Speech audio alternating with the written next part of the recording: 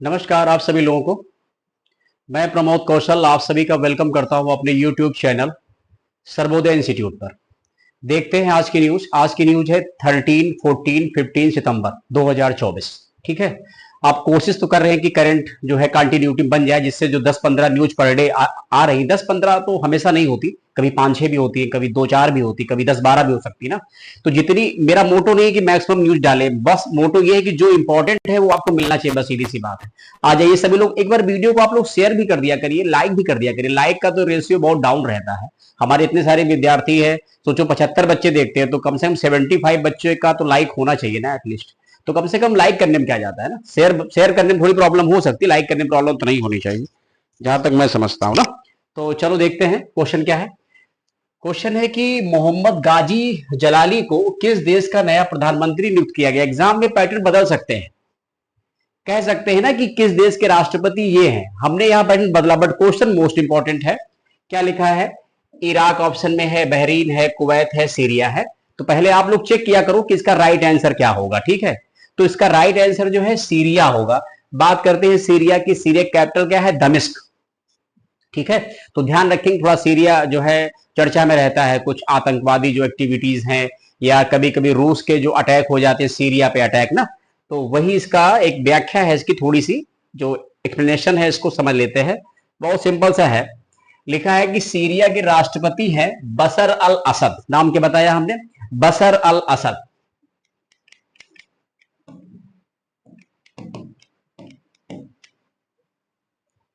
मोहम्मद गाजी जलाली को देश का नया प्रधानमंत्री नियुक्त किया गया है। राष्ट्रपति हैज, ये president has to power to appointment PM in Syria.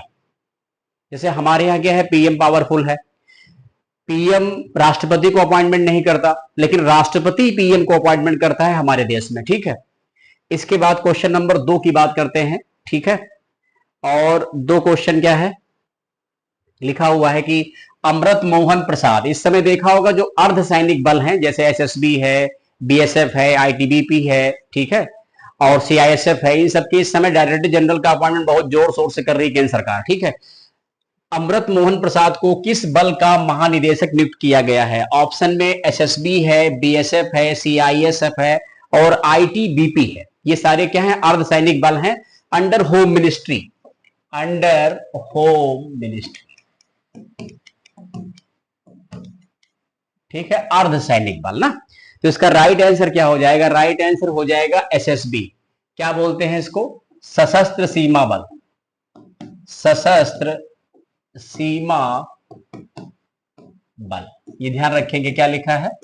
सशस्त्र सीमा बल। इसी के बनाए गए हैं डायरेक्टर जनरल। कौन? अमृत मोहन प्रसाद। बाकी तीनों के हम नहीं बोलेंगे, बाकी तीनों का जो विद्यार्थी पढ़ेगा वीडियो को प्रॉपर, उसके कमेंट, जैसे कल 2-3 बच्चों ने कमेंट किए, अब जिनको जो वीडियो पढ़ेंगे वो बीएसएफ का डीजी, सीआईएसएफ का डीजी, आईटीबीपी का डीजी, ये तीनों डीजी को कमेंट बॉक्स में कमेंट करेंगे। इनके नेम आपको लिख के दिखाने हैं, यहां वहां पढ़ने के बजाय सही जगह पढ़ो, भले कम पढ़ने को मिले, क्योंकि यूट्यूब पर बड़ी समस्या चल रही है उल्टा पुल्टा पढ़ाने की। 10 पॉइंट में 1-2 पॉइंट में मुरादा फैला ही देंगे। हमारे साथ कुछ मिले तो बताया करो हमको भी, हम भी इंप्रूवमेंट करें। तो ये 3 हमको कमेंट करके बताना। बीएसएफ, सीआईएसएफ की नीना सिंह थी, नीना सिंह हट गई है, ध्यान रखना, पहली महिला थी वो।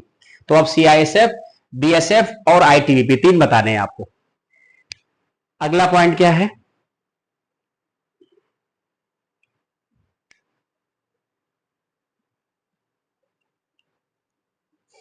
ईरान, इराक, पाकिस्तान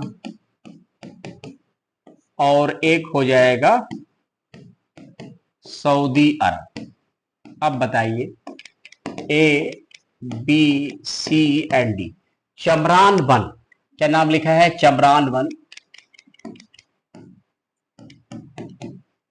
नामक उपग्रह है, सैटेलाइट है, किस देश ने अंतरिक्ष में भेजा अभी हाल ही में? इंपॉर्टेंट क्वेश्चन है, आ सकता है, क्योंकि अंतरिक्ष में अमेरिका, रूस, चाइना की तो महत्वपूर्ण भूमिका अभी तक रही है।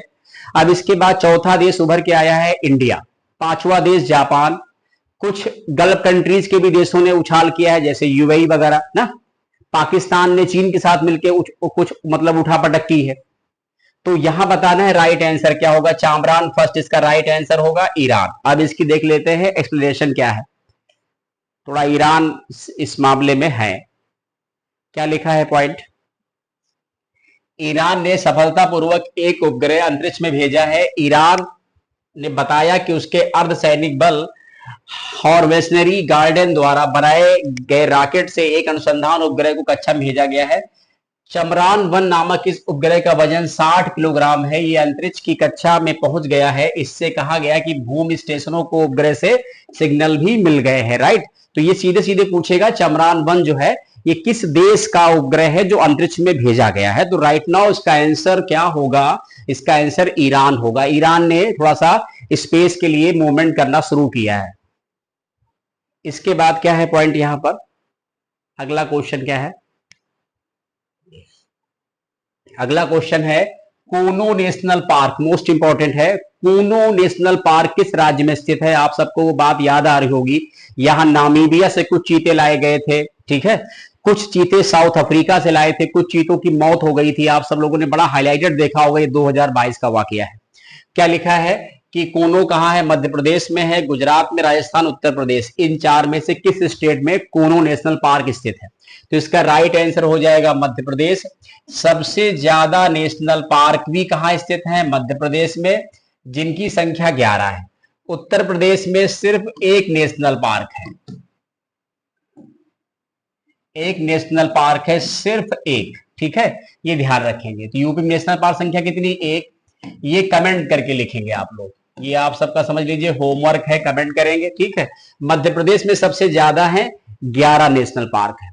पूरे भारत में नेशनल पार्क की संख्या 106 है, ये भी आप ध्यान रखेंगे, ठीक है। सबसे ज्यादा यूटीज में कहां है, तो अंडमान निकोबार में है ना। तो ये कमेंट है कि नेशनल पार्क सिर्फ उत्तर प्रदेश में एक है, कमेंट करके बताएंगे उसका नाम क्या है। इसके बाद इसकी व्याख्या पढ़ लेते हैं, देखते हैं व्याख्या में क्या आता है। व्याख्या में लिखा है इंटरनेशनल बिग कैट अलायंस, आईसीबीए बोलते हैं इसको, कि महानिदेशक हैं एसपी यादव ने हाल ही में बताया कि गुजरात के बन्नी घास के मैदानों में बनाए जा रहे प्रजनन केंद्र के लिए चीते केन्या से लाए जाएंगे। अब चीतों का क्या बनाया जाएगा, यानी एक प्रकार से ब्रीडिंग सेंटर बनाएंगे, प्रजनन केंद्र। तो कहां कहां से चीते लाएंगे भाई, चीतों का प्रजनन केंद्र बन जाएगा तो फिर जाहिर सी बात चीतों की फैमिली ऑटोमेटिक बढ़ना शुरू हो जाएगी। हमको क्यों जाना नामीबिया, क्यों जाना साउथ अफ्रीका। कुछ इन्वायरमेंट का भी असर पड़ता है, कई बार भाई बाहर से लाए गए पशु या वन्य जीव वो नहीं रहते, मर जाते हैं। प्रजनन केंद्र के लिए चीते केन्या से लाए जाएंगे। सितंबर 2022 में नामीबिया से 8, फरवरी 2023 में दक्षिण अफ्रीका से 12, सब मिला के 20 चीते लाए गए थे ना। फिर लिखा है कोनो में शावकों सहित चीतों की कुल संख्या 24 हो गई। कोनो में उनकी संख्या बढ़ती जा रही, नामीबियाई चीते, साउथ अफ्रीका चीते। और इस पहल को 2 साल पूरे हो गए। 17 सितंबर को चीता प्रोजेक्ट स्टार्ट किया गया था 2022 में। ये पॉइंट भी ध्यान रखेंगे कि 17 सितंबर 2022 को एक प्रोजेक्ट चलाया गया था जिसका नाम है चीता प्रोजेक्ट,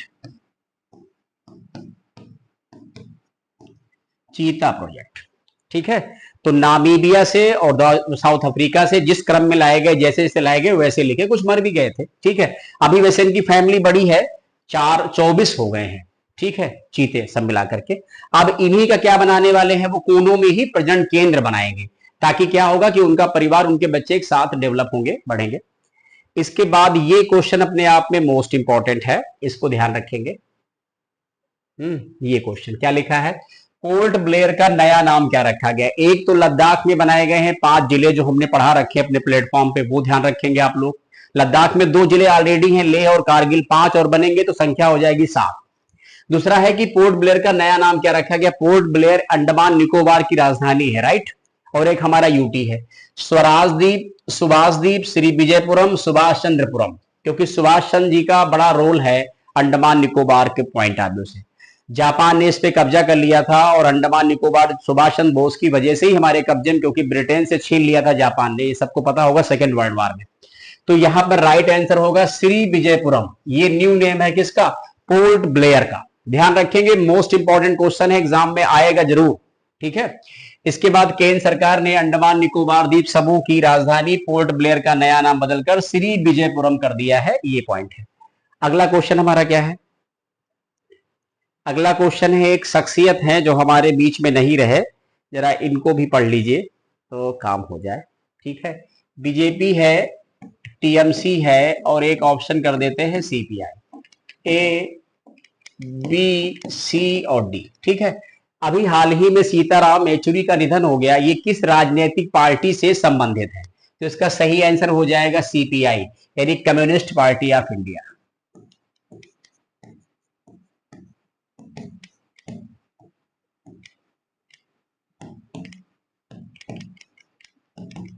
ये मार्क्सवादी लीडर रहे हैं सीताराम येचुरी, इनका भी हाल ही में निधन हो गया। ये यहाँ पर कमेंट लिखा है, सीताराम येचुरी भारतीय वामपंथी राजनीतिक दल का एक प्रमुख चेहरा रहे सीताराम येचुरी, सीपीआई। ठीक है, इसके बाद है एक और शख्सियत और हमारे बीच में नहीं रहे हैं, तो इनका हमने क्वेश्चन नहीं बनाया, इनको पढ़ लेना आप लोग। क्या लिखा है, मशहूर राजस्थानी लोक गायक हैं जिनका नाम है मांगे खान, हालांकि बहुत कम एज के, 49 ईयर्स के हैं।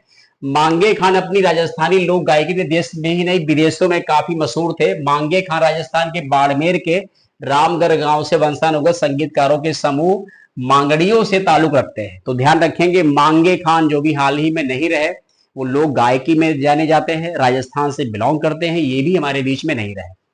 इसके बाद क्या है पॉइंट अगला, लिखा है कि विश्व का सबसे बड़ा 5G बाजार कौन सा देश बन गया है? अमेरिका है, चीन है, भारत है, ऑस्ट्रेलिया। इसका राइट आंसर क्या हो जाएगा? भारत हो जाएगा। और इसकी व्याख्या पढ़ लेते हैं। अमेरिका को पीछे छोड़कर भारत दुनिया का दूसरा सबसे बड़ा 5G बाजार बन गया ना, लेकिन दूसरा बना है, यानी पहला, हमने क्या क्वेश्चन पूछा है, सबसे बड़ा बाजार कौन सा देश बन गया है? तो यहां थोड़ा सा चेंज कर लो आप लोग, एक कंफ्यूजन हो जाएगा। 5G बाजार सबसे बड़ा कौन सा होगा? तो सबसे बड़ा हो जाएगा चीन, ये नंबर 1 पे आएगा। नंबर 2 पे ये आएंगे, नंबर 3 पे अमेरिका आएंगे। ये स्थिति है, थोड़ा क्वेश्चन की फ्रेमिंग अलग टाइप से हो गई, वरना आप कंफ्यूज हो जाएंगे ना। तो अब इसकी व्याख्या पढ़ लो, भी समझा देंगे, कोई डाउट नहीं रहेगा। अमेरिका को पीछे छोड़कर भारत दुनिया का दूसरा बड़ा बना, तो पहला बड़ा तो हमको चाहिए कौन है, आइए देखते हैं। काउंटर पॉइंट की रिपोर्ट के मुताबिक भारत ने 5G स्मार्टफोन की शिपमेंट में यह उपलब्धि हासिल की है। रिपोर्ट के मुताबिक 5G स्मार्टफोन बाजार में 32% हिस्सेदारी के साथ चीन अब भी शीर्ष पर है। मतलब कहने का शीर्ष पे कौन सा देश है? चाइना है। नंबर 2 पे कौन आया? इंडिया आया है। इंडिया ने किसको पीछे किया? अमेरिका को। अमेरिका क्वेश्चन क्या, नंबर 3 पे है, राइट। अब इसके बाद ये सब, उसके बाद ये है कि कौन किसका मार्केट, कौन कितना बाजार है, ये सब पढ़ लेना आप लोग। क्वेश्चन नंबर 8 देखते हैं, इंपॉर्टेंट क्वेश्चन है और आपके एग्जाम के लिए आ सकता है। ठीक, यूपीआई लेन देन की अधिकतम सीमा क्या है? यूपीआई का फुल फॉर्म ध्यान रखेंगे, कई बार बताया है हमने, यूनिफाइड पेमेंट इंटरफेस। और इसका रेगुलेटर कौन है? रेगुलेटर या इसका नियामक कौन है जो इसको कंट्रोल करता हो? ये ध्यान रखेंगे, ये एनपीसीआई है। ठीक है, national payment corporation of India, national payment corporation of India, right. अब इसमें लिमिट क्या कर दी है? तो लिमिट क्या थी, क्या कर दी? लिमिट तो 2 लाख थी, 2 लाख से बढ़ा के 5 लाख कर दी, लेकिन 5 लाख कुछ रेयर केसेस में है, हर केसेस में नहीं होगा। अभी तो वैसे 2 लाख की लिमिट है। यूपीआई सभी लोग समझते हैं, सबके फोन में रहता है, तो आजकल यूपीआई गूगल पे, फोन पे कोई बड़ा चैलेंजिंग काम नहीं है ना। अब देखते हैं इसके बाद, ये पॉइंट यहां पढ़ना है आपको। क्या लिखा है कि यूपीआई चलाने वाली संस्था एनपीसीआई ने अब एक खास श्रेणी के लेन देन, जैसे डॉक्टर वगैरह हो गया, मेडिकल फील्ड में, इंडस्ट्री फील्ड में, कारपोरेट फील्ड में, भुगतान की सीमा 5 लाख रुपए तक बढ़ा दी गई। ये सुविधा 15 सितंबर से लागू हो जाएगी, मतलब कहने का 15 सितंबर से शुरू कर दी गई सुविधा है ना। फिर इसके बाद क्या है पॉइंट, अगला क्वेश्चन मोस्ट इंपॉर्टेंट है।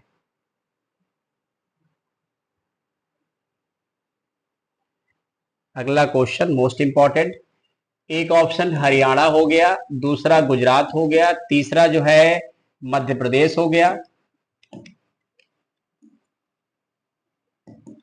और चौथा ऑप्शन हो गया उत्तर प्रदेश। अब क्वेश्चन पढ़ेंगे, क्या लिखा है, देश की पहली वंदे भारत मेट्रो, ध्यान ध्यान रखेंगे, वंदे मेट्रो, ठीक है, वंदे मेट्रो नाम है इसका, इसको वंदे मेट्रो कहेंगे, क्या बोलेंगे,